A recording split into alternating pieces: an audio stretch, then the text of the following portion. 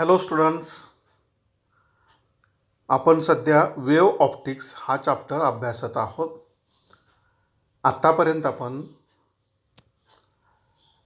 लाईटचं wave nature, Huygens principle, reflection of light, refraction of light हे अभ्यासलेलं आहे. त्यातला पुढचा पार्ट आहे तो आहे पोलरायझेशन. आता आपण या कन्क्लुजनला आलेलो आहोत की लाईट ही इलेक्ट्रोमॅग्नेटिक वेव्ह आहे.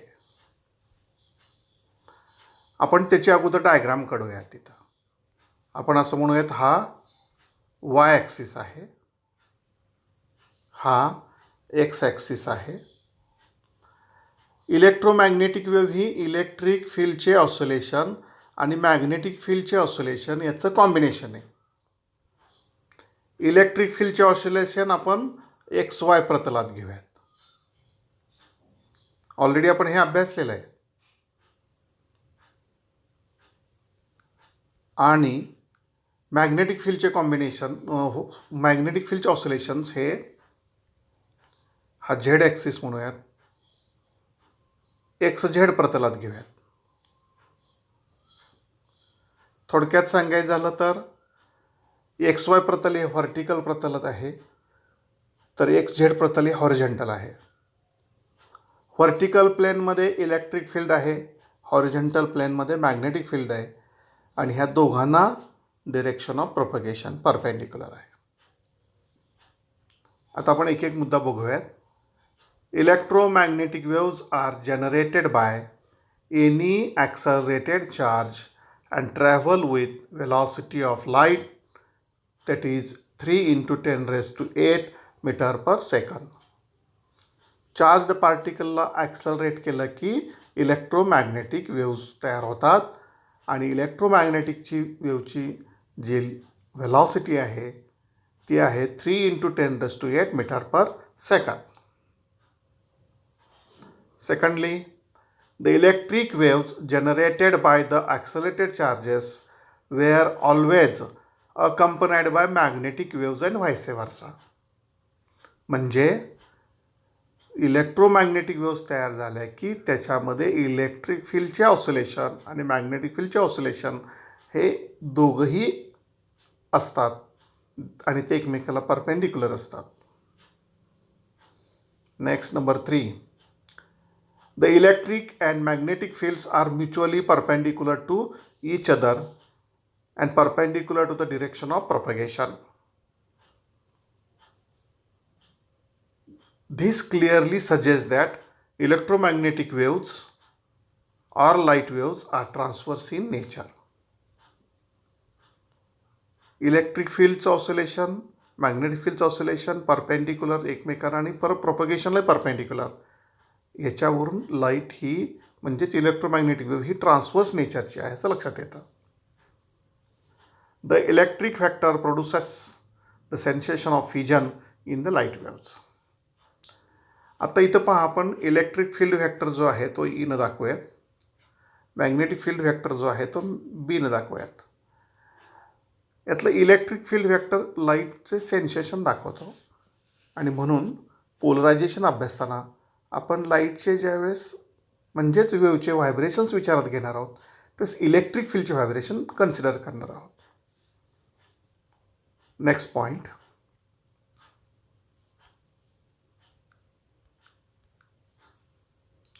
An ordinary light beam is the combination of large number of waves emitted by atoms or molecules of the light.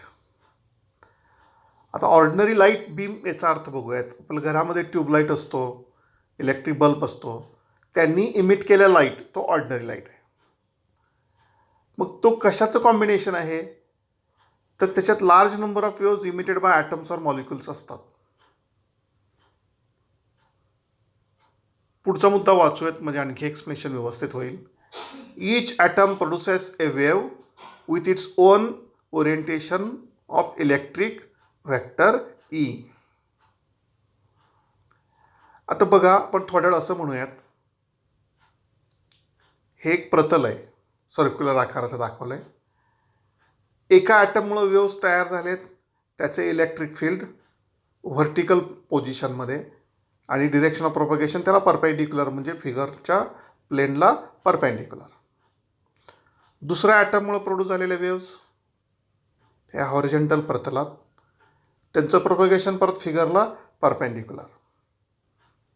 तिसऱ्या ॲटममुळं तयार झालेली वेव्ह इन्क्लाइंड, त्याच्यामुळं प्रोपगेशन मात्र परपेंडिक्युलर आहे परत. चौथ्या ॲटममुळं परत इन्क्लाइंड. आता ह्या सर्व वेव्ज विचारात घेतल्या, सर्व वेव्हचं इलेक्ट्रिक फील्ड वेक्टर हा एकाच प्रतलात आहे, पण त्याचं ओरिएंटेशन वेगवेगळं आहे. पण प्रत्येक वेळेस इलेक्ट्रिक फील्ड आणि प्रोपगेशन हे परपेंडिक्युलरच आहे, आणि ते म्हणजे प्लेन ऑफ द फिगरला परपेंडिक्युलर आहे. प्रत्येक ओरिएंटेशन हे प्लेन ऑफ द फिगरला परपेंडिक्युलर आहे. अशा प्रकारचा जो लाईट आहे यालाच म्हणतात अनपोलराइज्ड लाईट. पुढे म्हटलं आहे बघा तिसऱ्या मुद्द्यात, all directions of vibrations of E are, of course vector E are equally probable. The resultant electromagnetic wave is superposition of waves produced by the individual atoms or molecules. This resultant wave is called as unpolarized light. थोडक्यात काय तर unpolarised लाईटमध्ये electric फील्डचे oscillations हे all possible डिरेक्शनने, ते एकाच प्रतलात आहेत. इलेक्ट्रिक फील्ड, परत मी रिपीट करतोय, ती डिरेक्शन ऑफ प्रोपगेशनला परपेंडिक्युलर आहे, पण त्याचे प्रोबॅबल व्हायब्रेशनच्या दिशा आहेत ते वेगवेगळ्या आहेत. त्या आत्ता इथं आपण ह्या वर्तुळात दाखवलेल्या आहेत. अशा लाईटलाच काय म्हटलं आहे अनपोलराइज्ड लाईट. म्हणजे इथं जो सिम्बॉल आहे तो अनपोलराइज्ड लाईटचा सिम्बॉल आहे. Next point, in ordinary unpolarised light the vibration lie normal to the direction of propagation in different directions. ह्या फिगरचंच अनुषंगून हा मुद्दा आहे. परत एकदा, in ordinary unpolarised light the vibration lie normal to the direction of propagation in different direction. आता आपण ह्या फिगरमध्ये डिरेक्शन ऑफ प्रोपगेशन ह्या फिगरच्या प्लेनला परपेंडिक्युलर घेतली आहे. प्लेनला परपेंडिक्युलर प्रोपगेशन असताना ऑल पॉसिबल ज्या दिशा आहेत त्या आपण इथं काढलेल्या आहेत, आणि मग ह्या लाईटलाच म्हटलं आहे अनपोलराइज्ड लाईट. मग प्लेन पोलराइज्ड लाईट म्हणजे काय ते आपण बघूयात. पुढचा मुद्दा घेऊयात, म्हणजे आपल्या ते लक्षात येईल. If the vibrations of electric vector are confined along a single direction perpendicular to the direction of propagation of light, then the light is said to be plane polarized or linearly polarized. आत्ता आपण पाहिलं की लाईटचे vibration सर्वच प्रतलात होते पहा, त्याला आपण काय म्हटलं अनपोलराइज्ड लाईट. परत मी रिपीट करतोय, आपण हे व्हायब्रेशन्स कोणत्या फील्डचे विचारात घेत आहोत सध्या इलेक्ट्रिक फील्डचे. पण याचंच रूपांतर जर समजा आपण असं करू शकलो की फक्त एकाच प्रतलात व्हायब्रेशन राहतील. फॉर एक्झाम्पल हे व्हर्टिकल प्रतल घेऊयात, ह्या व्हर्टिकल प्रतलात हे व्हायब्रेशन्स आहेत, अशा प्रकारे आपण कन्वर्ट केलं तर त्याला पोलराइज्ड लाईट असं म्हटलं आहे. म्हणजे आपण त्याला बंधन आणलं लाईटला एका विशिष्ट प्रतलात व्हायब्रेट होणं, त्यालाच पोलरायझेशन म्हटलं आहे.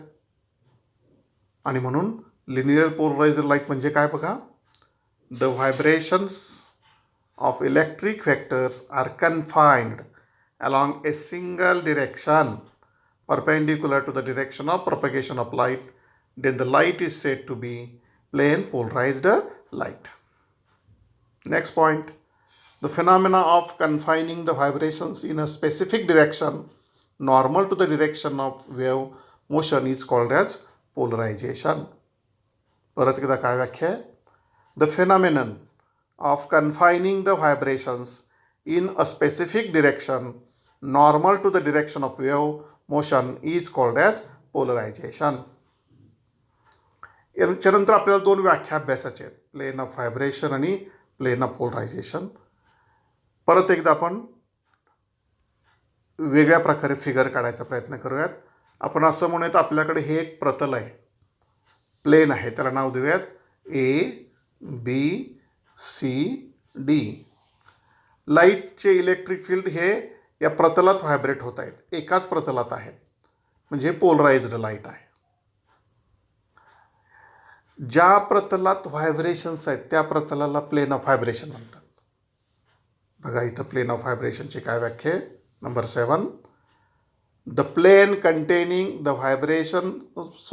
The plane containing the direction of vibrations or the plane in which the electric field vector vibrates is known as plane of vibration. ABCD हा प्लेन ऑफ व्हायब्रेशन आहे. आता आपण त्याला परपेंडिक्युलर प्लेन काढूयात आणि त्याला नाव देऊयात PQRS. PQR आणि S. PQRS प्रतल आहे त्याला म्हणतात प्लेन ऑफ पोलरायझेशन आणि त्या प्रतलात इलेक्ट्रिक फील्डचं व्हायब्रेशन ॲब्सेंट असतं, 0 असतं. आणि म्हणून व्याख्या कशी आहे बघा प्लेन ऑफ पोलरायझेशनची. The plane in which no vibration occurs or the plane in which the component of electric factor 0 is called as plane of polarisation. किंवा दुसऱ्या भाषेत सांगायचं झालं तर प्लेन ऑफ पोलरायझेशन हे असं प्लेन आहे की ते प्लेन ऑफ व्हायब्रेशनला परपेंडिक्युलर आहे. इथे ABCD हा प्लेन ऑफ व्हायब्रेशन आहे, तर त्याला परपेंडिक्युलर प्लेन आहे PQRS, तो आहे प्लेन ऑफ पोलरायझेशन. पुढचा मुद्दा, plane of polarisation and plane of vibrations are perpendicular to each other. ते एकमेकाला परपेंडिक्युलर असतात. आणि शेवटी polarisation is convincing proof of transverse nature of light. लाईटचं पोलरायझेशन घडून येतं म्हणजे लाईट ही ट्रान्सवर्स नेचरची आहे याचा एक प्रकारचा हा पुरावाच आहे. स्टुडंट्स, पोलरायझेशन अभ्यासण्यासाठी आपल्याला इलेक्ट्रिक फील्ड ऑसिलेट होते ते व्हायब्रेशनची दिशा कन्सिडर करून आपण ही सर्व चर्चा केलेली आहे.